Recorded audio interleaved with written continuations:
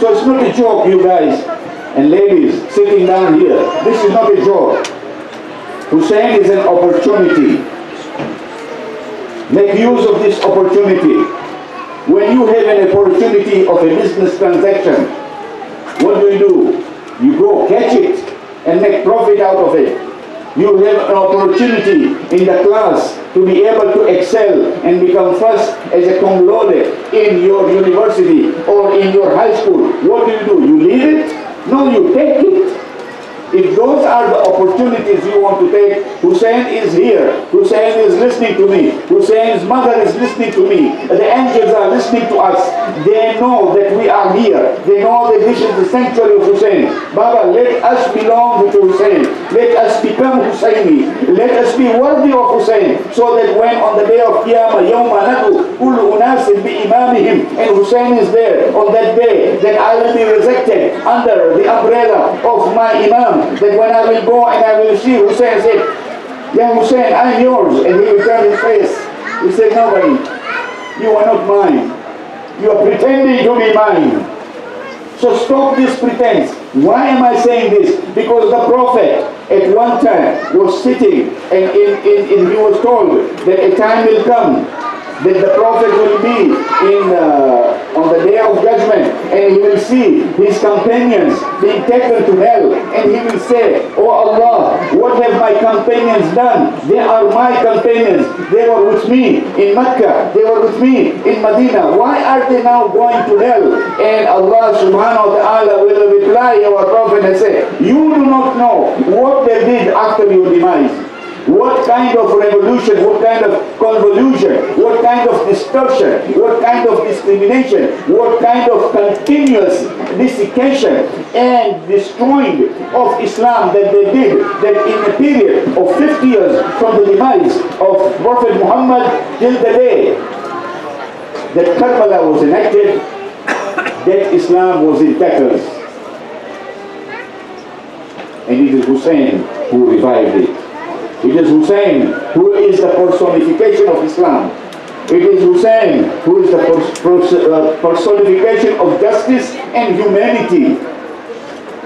He is the personification of humanity. Humanity would not exist. Ethics would not exist. Morality would not exist had it not been for Hussein. Today we would be like anybody else out there, doing whatever they like, wherever they like. Is that what we want? No, we don't want that. And therefore, please, let us help one another and come under the flag of Abu Fadl al-Abbas and follow him on that road so that I can become an insani kamil. Salawat ala Muhammad.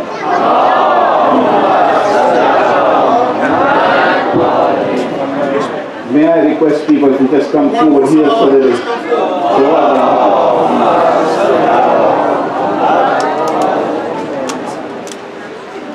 another salawat, please.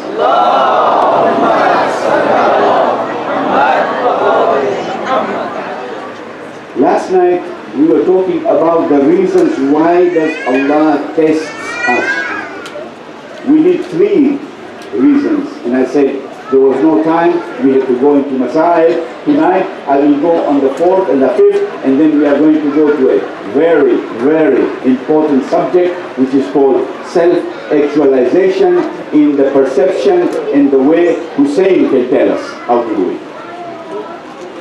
So with one salawat, please, I will continue with this lecture. Salawat.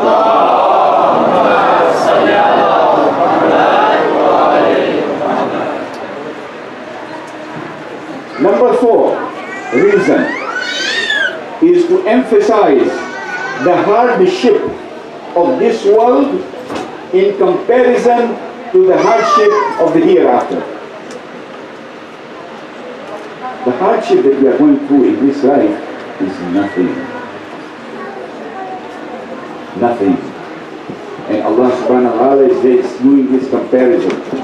And He says, تَبَارَكَ الَّذِي بيده الملك وهو على كل شيء قدير الذي خلق الموت والحياة ليبلوكم أيكم أحسن عملا. صلوات بر محمد.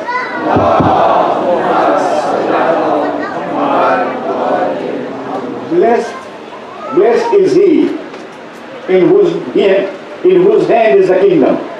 Blessed is he in whose hand is the kingdom, and he has the power over everything. Ala kulli shay'in qadir. He created death and he created life so that he may try you. لِيَبْلُوَكُمْ أَيُّكُمْ أَحْسَنُ أَمَلًا. Which of you is best in deeds, and which of you is best in his action, and he is the mighty, and he is forgiving. وَهُوَ الْعَزِيزُ الْغَفُورُ. Such qualities of Allah subhanahu wa ta'ala that we hear from the verse like that, and we are awestruck that Allah has given me the opportunity and has given me the trials so that in my death and in my life I should be tried here, so that then when I go forward I'll be able to know what kind of reward I'm going to get there, other than what the trials and the tribulation and the suffering that I've gone through here. Salawat ala Muhammad.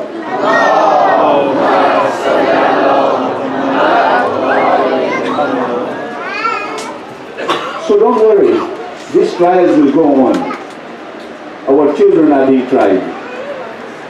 Children come here when we are praying, they have nobody to look after, they cry. And they are masoom, and we are disturbed. But they are masoom, they also need attention.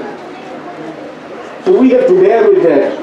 That suffering of the child, whether the child is hungry, or the child wants the mother, or the child wants to play with the father, is a suffering by the child at that tender age.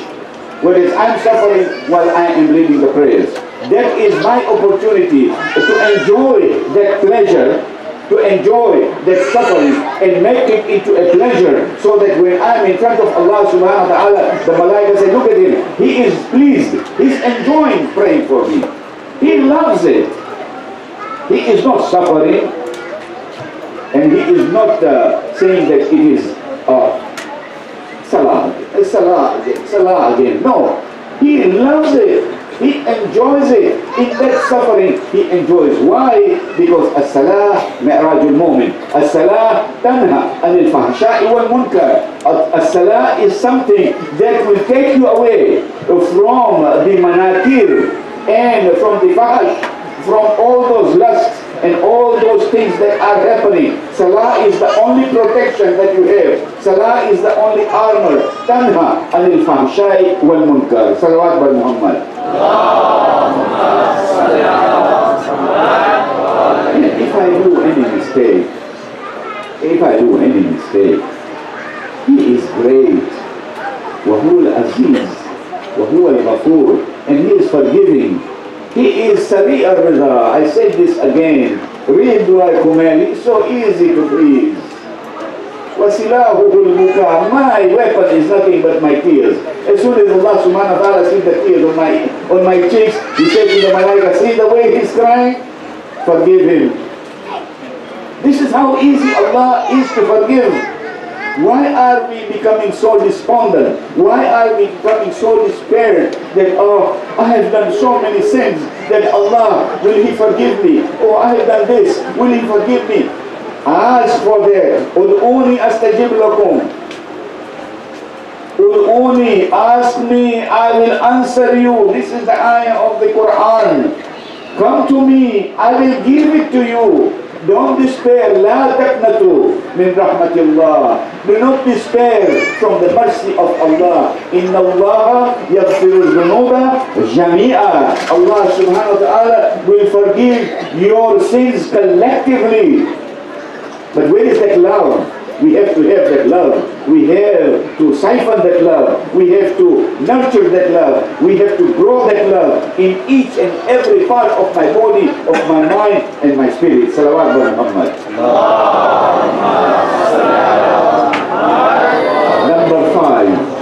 Number five. This is the last one. Where Allah, we are told that we are meant to suffer to expose the reality of human beings.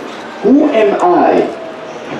This suffering is to expose me of who I am. So Allah says, I have inna khalaqna al-insan min nutfatin amshaj nabtali. I have created human mankind from a drop of something which is najis. You and I, we have been created in a najis drop so that I should be tried.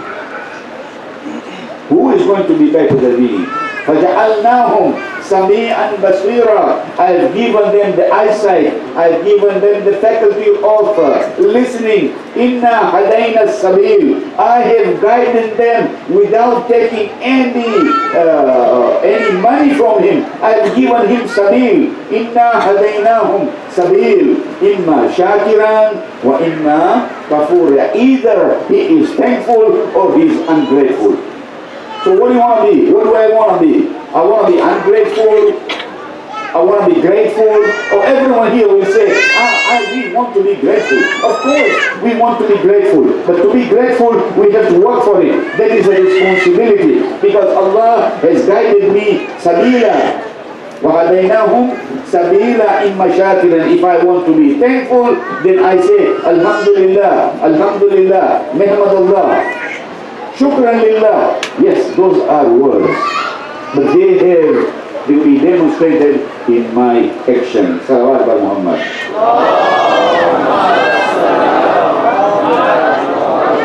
And then Allah subhanahu wa ta'ala is so kind to us. In chapter 6, verse number 165, He's telling us, وَهُوَ الَّذِي جَعَلَكُمْ خَلَائِفَ الْأَرْضِ وَرَفَعَ بَعْضَكُمْ فوق بعض درجات ليبلوكم فيما آتاكم إن ربك سريع العقاب إنه لغفور رحيم. This is a very important sentence. Please pay full attention. Allah says, and He it is who made you, and women are included in this, successors. He has made you successors in the land and raised some of you above the others by grades. By grades. That He may try you by what He has given you. So the more He gives you, the more He tries you. The higher you are, when you are Zahra, you are going to be tested more than Zainab. When you are Zainab, you are going to be tested more than those who are below you. And those who are here, they will be tested in accordance with their belief, which they believe in. Because you are the successors. Therefore, you will be tested with what He has given you. Allah is the most sure, the forgiving, and He is the merciful. Salawat by Muhammad.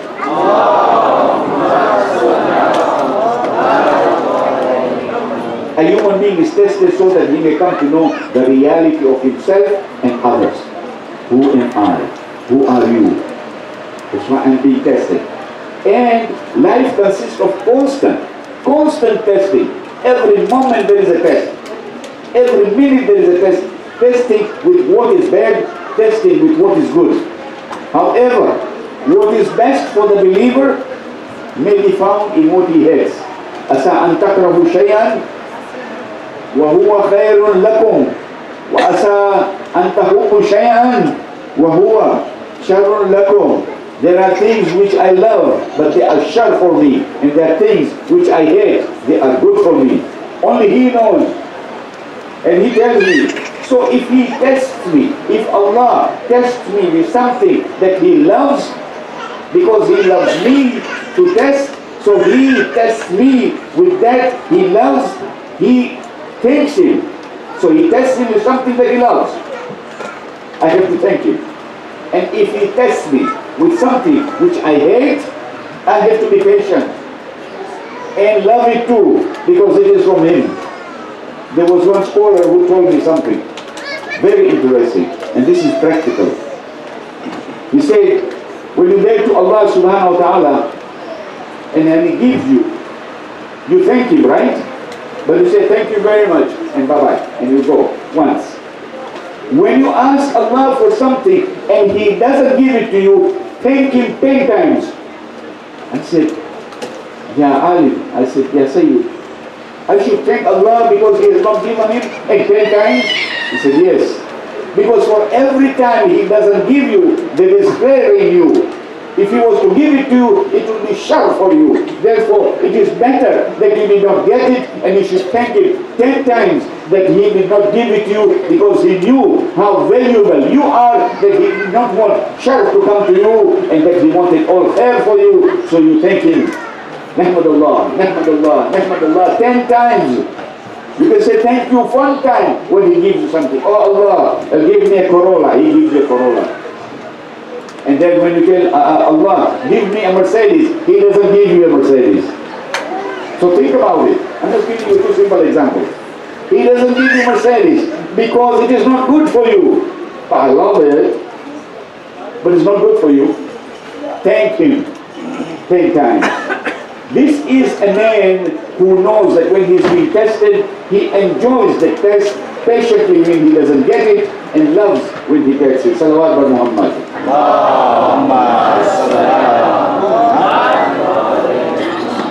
So, if it is better for him to have something, Allah gives it to him. If it is better for you, Allah will give it to you. If it is not better for you, He will not give it to you. Don't complain. Thank Him that He hasn't given it to you. Otherwise, you would have become one of those egoists, super egoists. You can have Superman egoists become if He had given it to you. Okay? So Allah gives it to him, it is better, and something Allah prevents him from getting that thing, just as, why He's giving His example. Just as a sick person, a man who is sick, when he wants to drink something which is not good for him, you tell him, no, but I want orange juice. Brother, orange juice is not good for you. You are suffering from this sickness, but I want it. No, I won't give it to you. The mother denies the child orange juice in spite of the fact that the child wants the orange juice because the child is sick. So the child wants to become better, and the mother will not give him that food or that drink so that it will injure him more. That is the love of the mother. What about the love of Allah subhanahu wa ta'ala? Can you see that now? So let you suffer. Therefore, it is upon a person completely to submit to Allah the glorified in regards to what He has chosen for him, and be pleased with what Allah has given him, and understand that Allah prevents him from something, then it is because Allah wishes to save him from being tested from that thing. So my dear brothers and sisters, if you believe in the hereafter, if you believe that we are going to be resurrected, then we should be prepared for this test. And with that, let's say the lights out. Loud salawat, please.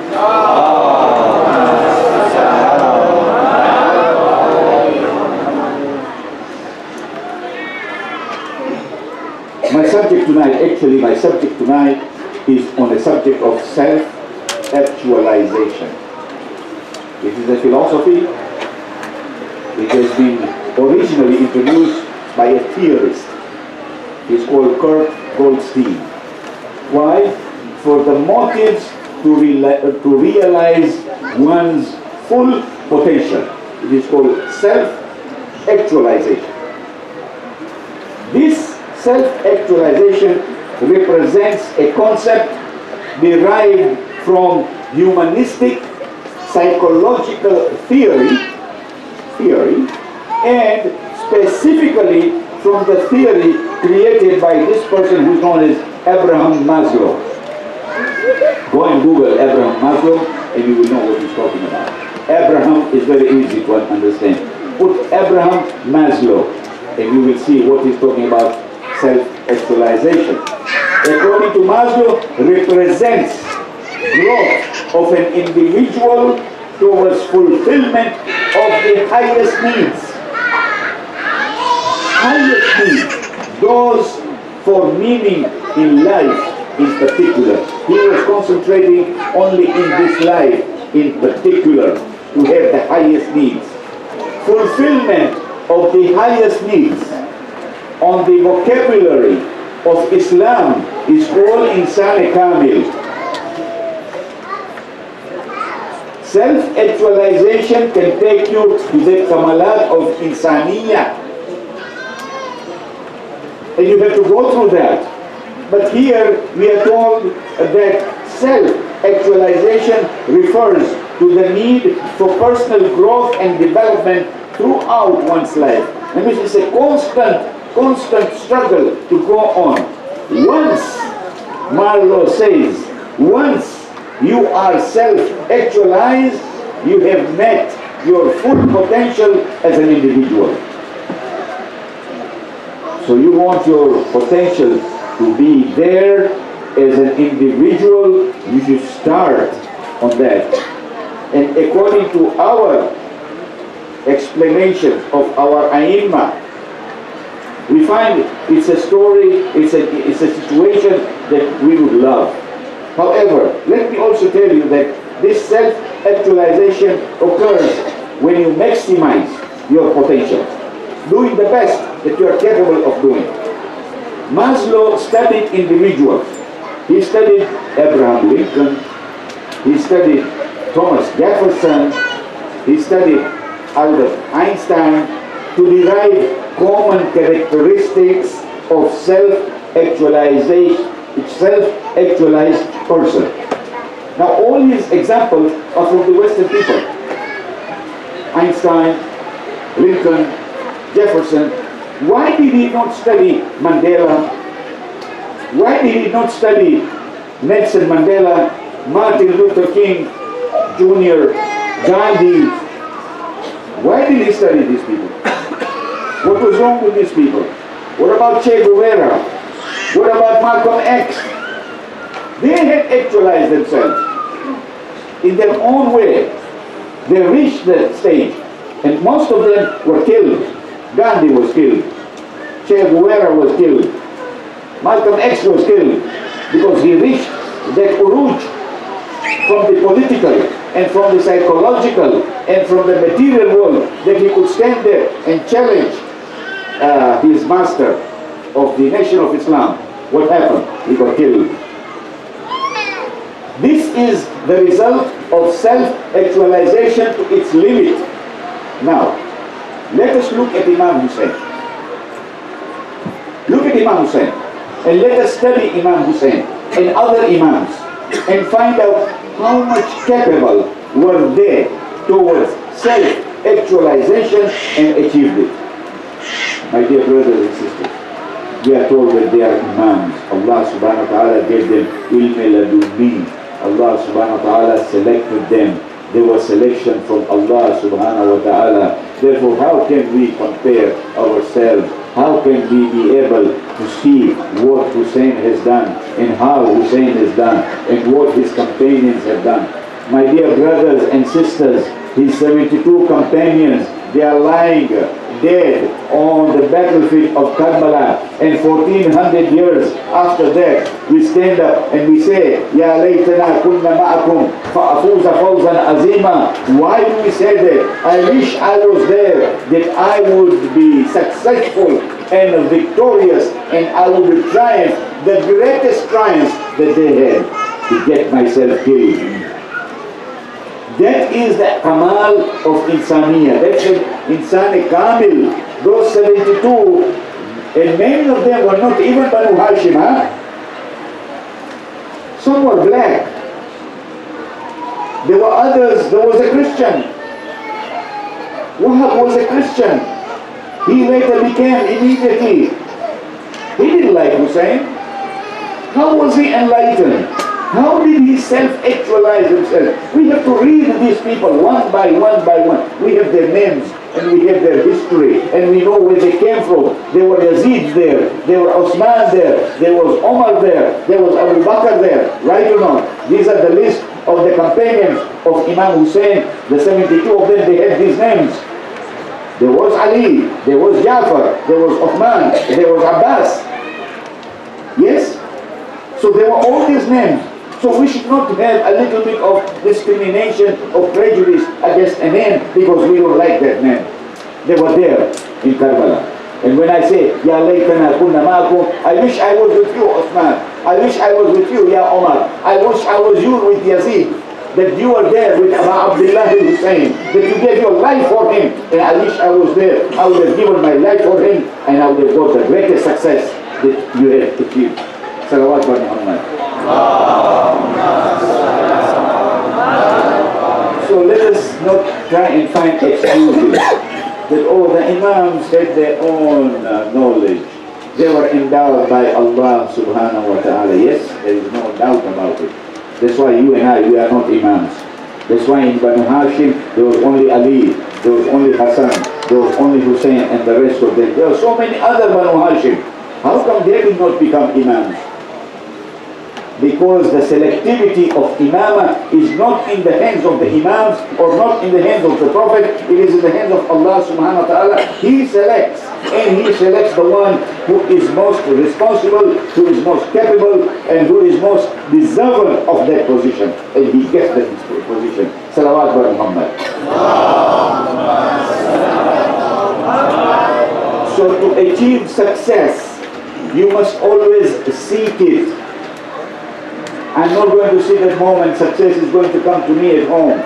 No, it ain't not going to come to me with food stamps. It's not going to come to me with social security. It is not going to come to me with cheating. No, it is going to come to me if I go out and seek it sincerely. The potential to actualize is something that lies within us all. And that is the fitrah that I was talking about. That innate human nature, which is fitrah, is in us all, and sex, the quality of self-actualization is there. So, you must not only make yourselves willing to progress, you have to first of all make willing, you have to make yourself willing to progress. That's not the only thing, and then take the necessary step to unlock that self-actualization. Unlock. These are words of Marlowe. I tell Marlowe, come and see chapter number 47, verse number 24. Allah subhanahu wa ta'ala is saying, أَفَلَا يَتَدَبَّرُونَ الْقُرْآنَ أَمْ عَلَى قُلُوبِهِمْ أَقْفَالُهَا. No. Marlowe has not opened the Quran. Maybe he doesn't even know, perhaps. Maybe he didn't think that there was something more interesting there than what he is saying. But come to the Quran, Ya Marlo, and see Allah saying, do you not reflect on the Quran? How can you reflect on Quran?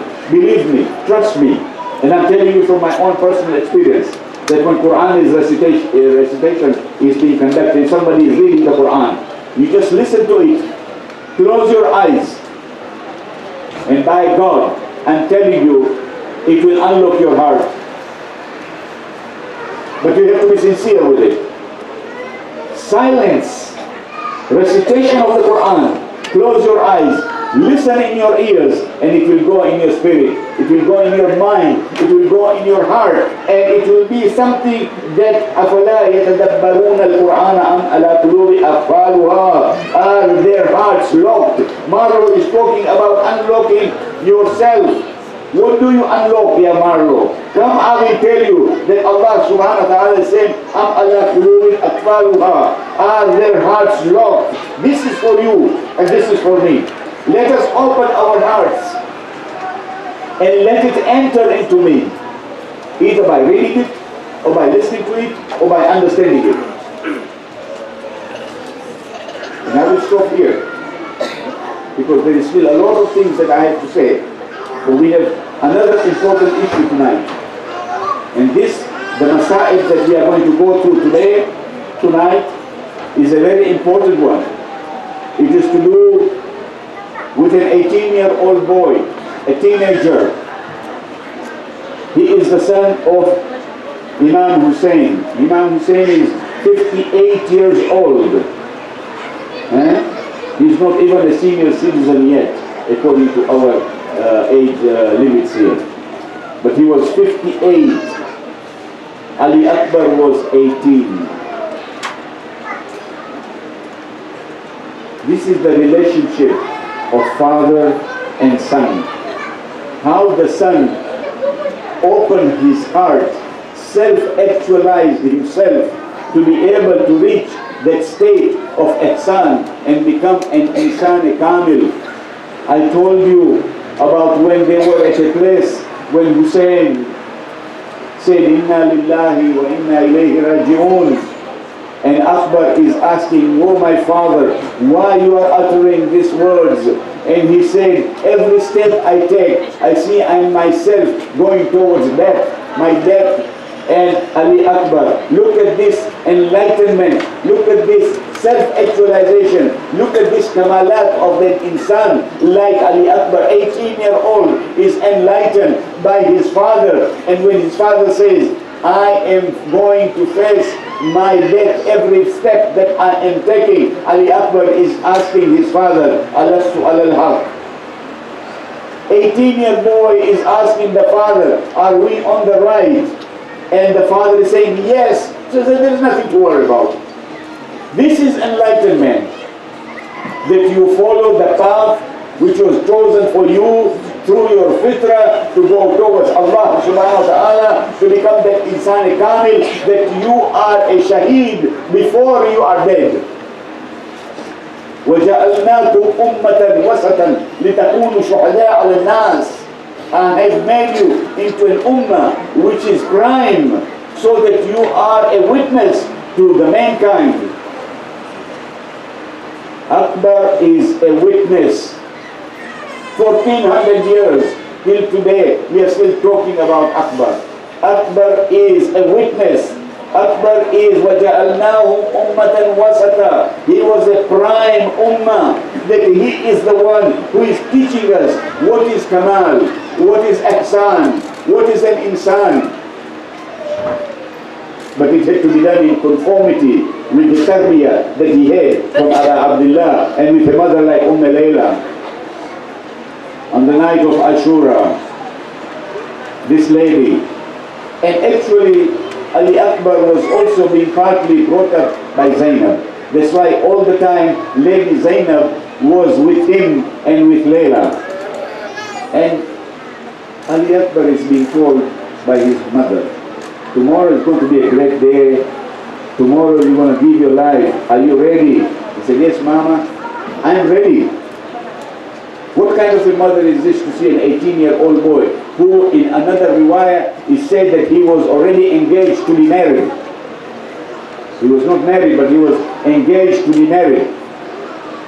He says, yes, I'm ready. I will give my life. According to another Maqazil, it is said that the first shaheed who came out on the battlefield of Karbala was Ali Akbar, to show to the world that Hussein is sending his own beloved son out there. There are others. I've also told you last night that this happened within Zohar and Asr. And Ali Akbar comes out. Ali Akbar comes out to his father and says, Father, give me permission to go. He said, yeah, I'll give you permission. First go and get permission from your mother. Go and get permission from Zainab. He goes into the tent. When they hear that this is now going to be the final farewell from Ali Akbar,